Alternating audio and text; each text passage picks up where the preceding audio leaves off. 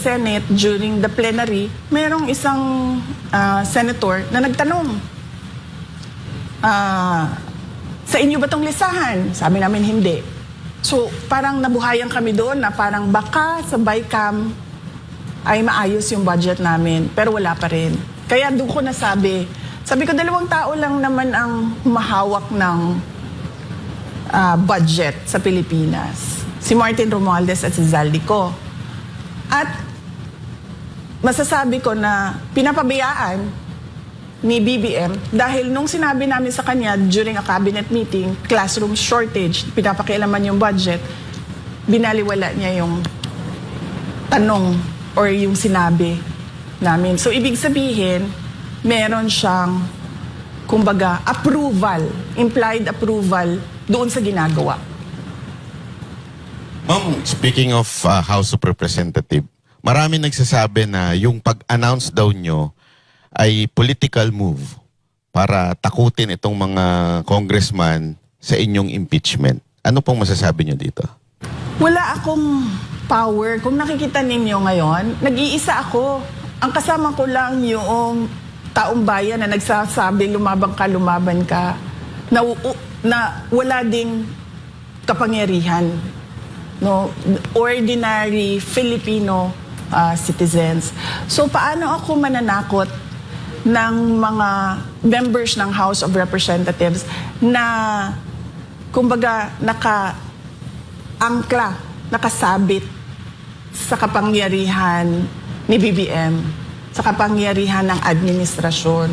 So paano mo matatakot yung mga ganun? Eh sila yung in power. Ako yung nag-iisang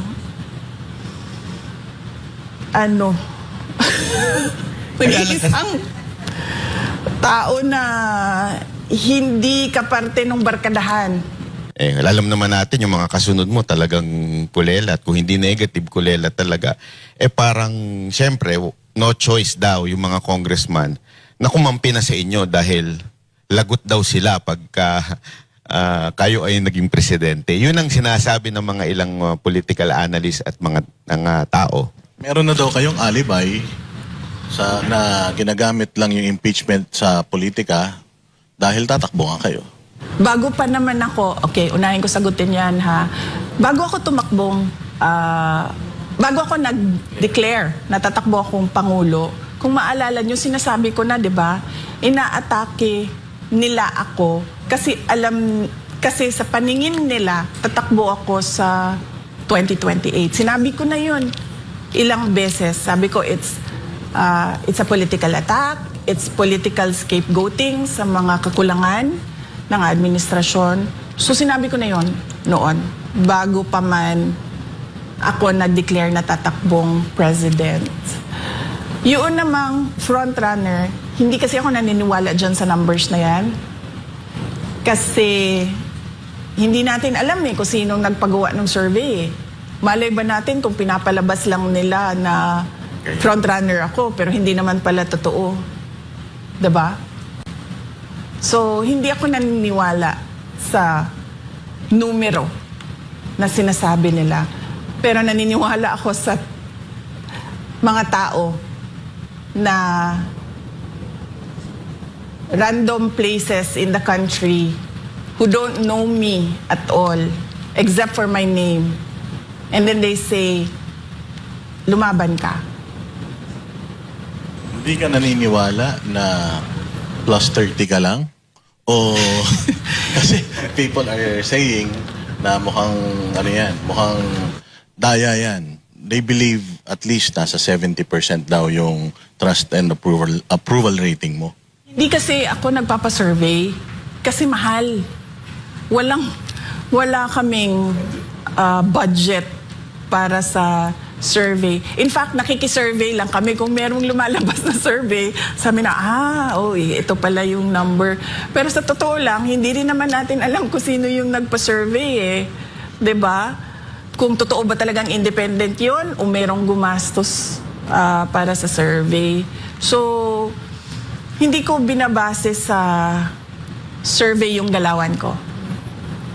So hindi nyo talaga po tiniming itong pag-announce ninyo? Walang timing ito. Talagang nasa puso nyo lang. O, tsaka, VP, doktoran ko yon para isang sagutan na lang. Kasi, bakit ganito kaaga?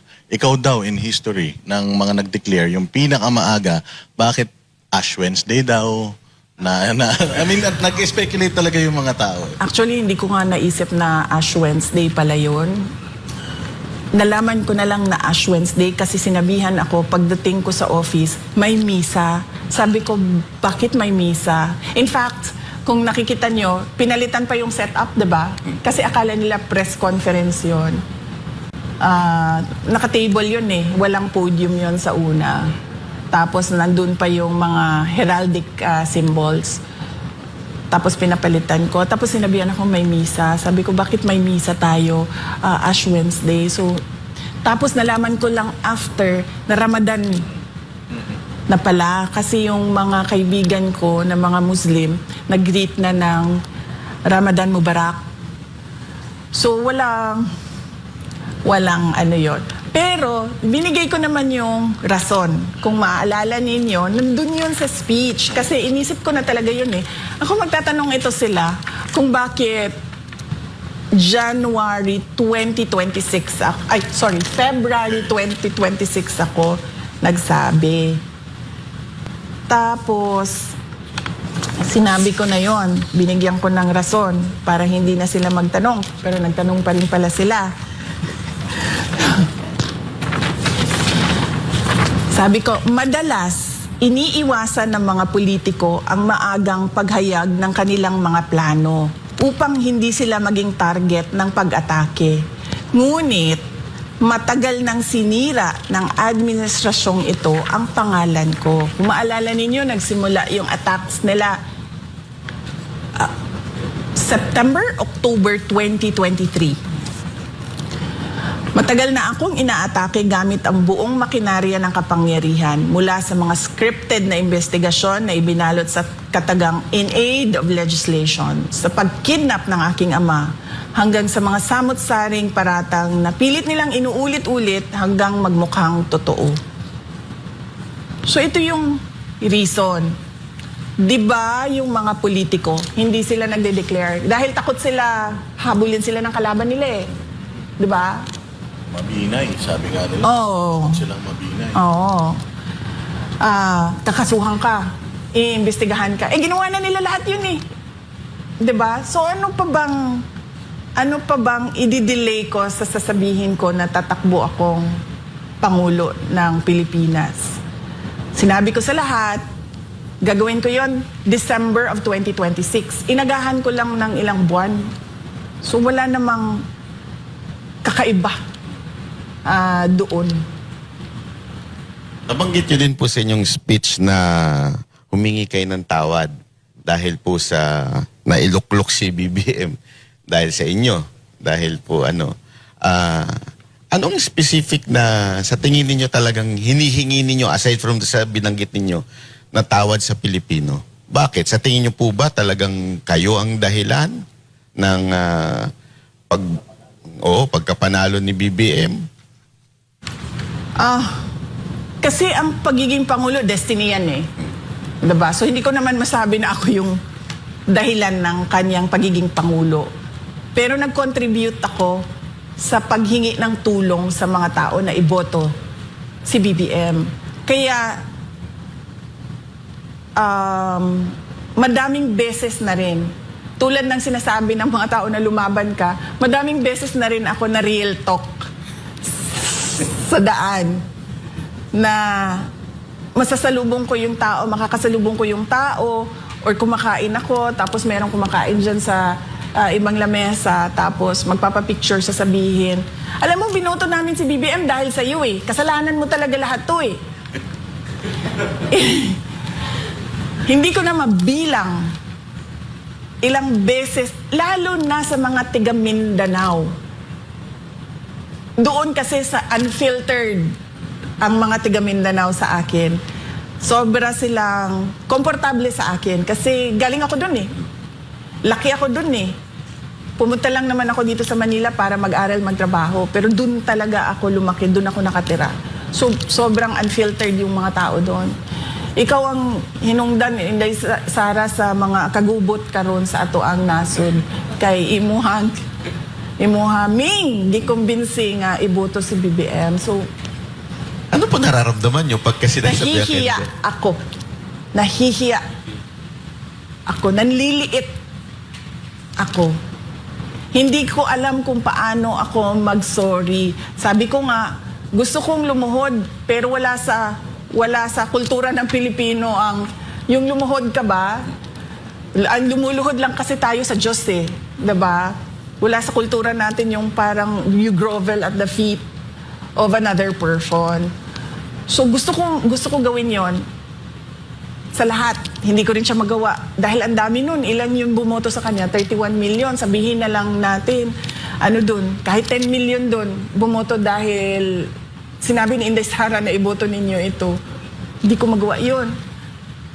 So yung form of remorse ko, apology ko is ibigay yung gusto ng mga tao na tumakbo akong pagka-presidente. So, i-confirm ko lang VP. Kasi, ang pagkakaintindi ng mga tao, lalong-lalo na nung mga galit sa'yo sa mga sinabi mo is, ikaw ang reason ba't nanalo si BBM. So, ang sinasabi mo dito is, nag-a-apologize ka for campaigning for BBM. Tama ba? Nag-a-apologize ako kasi inendorso ko siya. Humingi ako ng tulong sa mga tao para siya botohan. Hindi ko sinasabi ako yung rason. Sabi ko nga, destiny ang pagkapangulo eh. Pero nag-contribute ako sa pagbigay ng boto sa kanya. Sigurado ako doon. Kasi ako yung mga kaibigan ko sa Davao. Every time na umuwi ako, sinabi mo kasi na iboto eh. Nagtandem kasi kayo eh. Lalo na yung mga kaibigan ko sa Davao na wala pa ako sa politika. Bago pa man maging pangulo ang tatay ko, kaibigan ko na sila. So yun talaga yung, kung meron pang mas real sa real talk, yun talaga yung para ka nang ginulpi sa katotohanan na sinasabi nila. Isa ho ba itong dahilan kung bakit kayo tatakbo? Gusto nyong ituwid yung pagkakamali na yun na ikinampanyan si Marcos? Yes. Gusto kong ayusin ang mga pagkakamali na ginawa sa bayan natin. VP, natatawa lang ako. Kasi gusto ko lang itanong kasi nung hindi ka tumakbo nung 2022 bilang presidente. So kung meron kang time machine at babalik ka, tatakbo ka bang presidente o magme-mayor ka na lang dahil sa mga nangyayari ngayon? Kung meron akong time machine, pabalik ako, tatakbo akong mayor. Susundin ko yung gusto ko na 3-term mayor ng isang syudad. At anong reason? Yung dahil lang dyan sa iyong pangarap na matapos mo yung 3-term? Or dahil sa mga nangyayari ngayon? Dahil kung hindi ako tumakbo, yung mga hiningan ko ng tulong, hindi boboto yun kay BBM. So baka pa natalo siya. So hindi ganito yung inabot ng ating bayan. At baka nga talaga natalo siya. Kasi nung pag-recruit sa akin, at hindi ko naman ito first time na sinabi ha. Sinabi ko na ito eh. Nirecruit ako ni Senator Amy Marcos, tumakbong Vice President. Tinanong ko siya, bakit ako?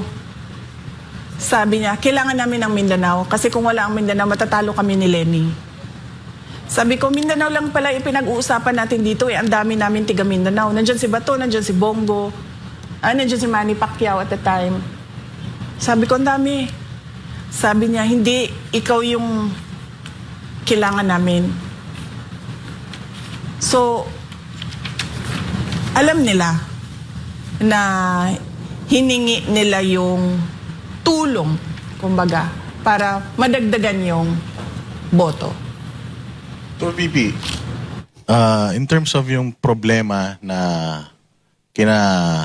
na meron tayo ngayon dito sa Pilipinas, do you think kaya mong ayusin yung lala ng problema na ginawa ng administration na to sa Pilipinas? Kaya ba natin makarecover talaga?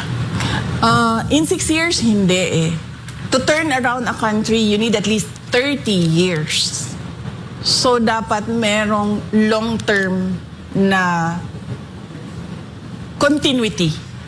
Yon. Long-term na plano, long-term na continuity na paniniguraduhin mo na yung susunod, hindi niya pababayaan, babaliktarin, o ibabasura yung nagawa nung nauna. Kasi yun yung sikreto ng pag-unlad eh. Kasi kulang ang 6 years para ayusin ang isang bansa. Minimum of 30 years. Siguro kung parang walang tulugan, wala ng 25 years. Wala nang pahinga, 25 years kakayanin. We'll shave off 5 years. Pero kasi ang termino ng isang pangulo, let us be realistic, 6 years lang yon. So dapat ang papaniguraduhin mo dyan ay yung magagawa mo for 6 years at yung iiwan mo na plano para sa mga susunod. Maganda siguro kung naging tuloy-tuloy si Marcos noon, konti na lang ang bubunuin nyo.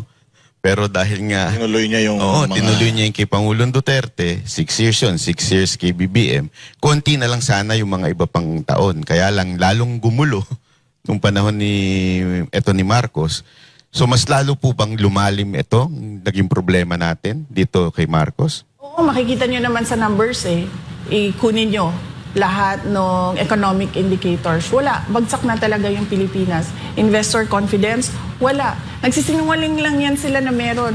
Pero walang interesado sa Pilipinas ngayon. Nabanggit niyo po na natatakot kayo for the next generation. Anong specific na kinakatakutan niyo nung binanggit niyo yun? Natatakot ako, nabanggit ko yon sa speech. Sabi ko dito nga na ako'y kahadlok nga moabot ang adlaw nga dawato na lang nato ang kapobrehon isip kapalaran nga maanad data sa sayop nga mawad-an na lang taog paglaom. Natatakot ako na tanggapin na lang nila ba na yung mga kabataan, tanggapin na lang nila pinanganak akong mahirap, mabubuhay akong naghihirap, mamamatay akong isang mahirap. Hindi ko gusto yun para sa ating mga anak. Tapos natatakot ako na tatanggapin na lang nila kahit mali, okay lang. Tulad ng nangyayari ngayon, ang laki nung ninakaw sa budget natin. Hindi pa yun nare-review ang 2022, 2024, tsaka 2023 budget ha. 2025 pa lang pinag-usapan natin. Tapos para bang wala lang siya sa mga tao. Bilyon-bilyon ang pinag-uusapan na hinatid kung saang bahay, nakalagay sa mga maleta. Pero parang tanggap lang ng mga tao, ganun talaga eh. Tapos natatakot ako na mawalan na ba sila ng hope yung mga tao. Tapos magkanya-kanya na tayo, there'll be lawlessness, indifference. Natatakot ako na ganun yung future generation of Filipinos. Ayoko na lang magbanggit ikumpara sa ibang bansa. Pero merong mga bansa, kung makikita ninyo, na wala talaga. Criminal organizations ang nagpapatakbo ng kanilang bansa. Sobrang lakas ng krimen na ang mga trabaho ng mga tao ay bilang isang kriminal. Mga matitinong tao umaalis na lang sa kanilang bansa. Ganon. Ayoko makita na ganon yung mangyari sa Pilipinas. Isang political question po ito, madalas itanong ito. Meron na po ba kayong napupuso ang Vice President?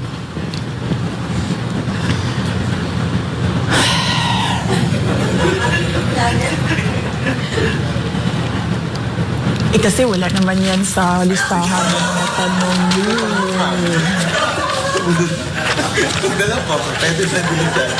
Wait, sandali Oo, andito ba yan? Ito, sasabihin ko na lang kasi tinanong nyo na Ayaw ko rin naman na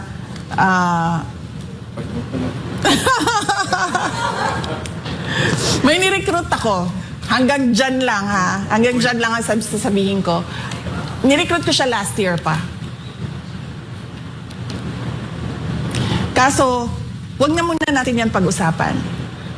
Protektahan natin yung tao hanggang sa makapag-desisyon siya kung anong gagawin niya sa karera niya. Maganda yan. Sasabihin na lang sa atin ni VP off-cam. Pero yung sinabi mong walang second passport, walang matatakbuhan. Ano paki-explain pa further yun? Madam? Pansinin nyo sa mga mayayaman, di ba sila, napakadali sa kanila na bumili ng bahay sa iba't ibang bansa. Kahit yung mga congressman, madami dyan may bahay sa ibang lugar. Tapos, yung mga kamag-anak nila, o yung mga immediate families nila, may second nationality, dual citizens. Diba? Hawak nila pasaporte ng Pilipinas, hawak nila pasaporte ng ibang bansa. Huwag na tayo magbanggit kung ano, kasi sisikat yung bansa. Diba? Tapos, napakadali ba sa kanila na pag magkagulo na tayo dito, pupunta lang sila doon?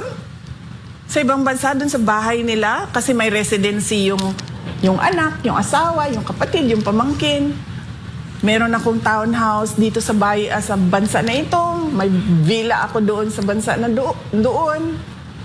Napakadali para sa mga politiko, mga may kapangyarihan, mga mayayaman, na ganun yung gawin nila.